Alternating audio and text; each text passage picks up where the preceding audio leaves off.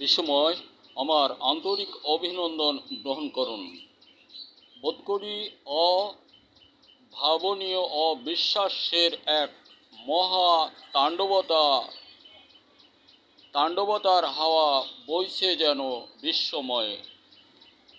শুধুই মাত্র কে কার অধিক উপার্জনের প্রশস্ত রাস্তা অঙ্কন করতে পারি, এটাই সমগ্র জীবন বিন্যাসের মহা তাগিদ সত্ত্বেও আমরা ব্যক্তি স্বার্থের প্রতি শরণাপন্ন। শুধু আমি তুমি সে আরেকজন নয়, টোটাল বিশ্বের এমনই একটা বহিঃপ্রকাশ হাওয়ায় মিশে সমগ্র জাতিকে উদ্ধৃত করেছে। এর মধ্যে কেউ বা প্রাণনাশী, কেউ বা মহাক্ষোভে আতঙ্কিত।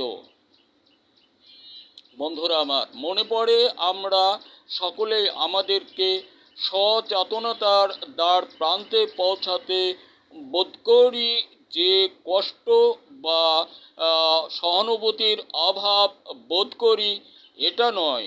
যেমন ধরুন, আমাদের বাংলাদেশে একটা সহানুভূতিকামী, সাহায্য দানকারী বর্তমান সময় ডক্টর ইউনূস সাহেব, এ মহিময় অবিরল, যার বাণী ও শব্দ আমরা নিশ্চিতভাবে জানতে পারছি।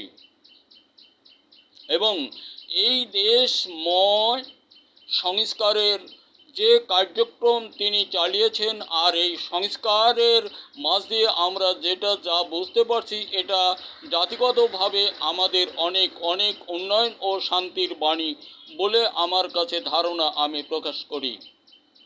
এমতো চরম দুর্দিনের মধ্য দিয়ে আমরা এই সংস্কার বন্ধ করব না। আমরা চাই সংস্কার হোক, দেশ পর উনি পরিচালনা করবেন, ওনাকে আমরা সকলেই সম্মিলিত প্রচেষ্টায় সহযোগ দিতে বাধ্য থাকিব। কারণ আমাদের ভাবতে হবে, বুঝতে হবে, শুধু নির্বাচন চাইলে আমাদের ভুল হবে।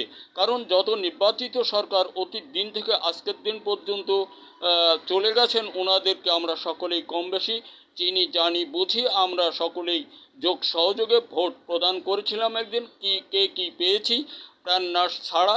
আর যেটা অর্থহারা, যেটাকে বাংলা ভাষায় চৌরত্বের একটা মহা পরিসংখ্যান রূপ রেখায় গরিষ্ঠ হয়েছিল, এটা সেই নামটা আমাদের মধ্যে না থাকে, এমনটা প্রত্যাশা করে আমি সংস্কারের সপক্ষে ডক্টর ইউনূস সাহেবকে এ দেশ পরিচালনা করার দায়ভার গ্রহণ করার জন্য অনুরোধ করছি। কী হবে আমার মতো ক্ষুদ্র মানুষের, আমি সাধারণ মানুষ একজন, যথাসম্ভব চেষ্টা পাই আমি যেটা বুঝি এইটা বোঝাবার জন্য।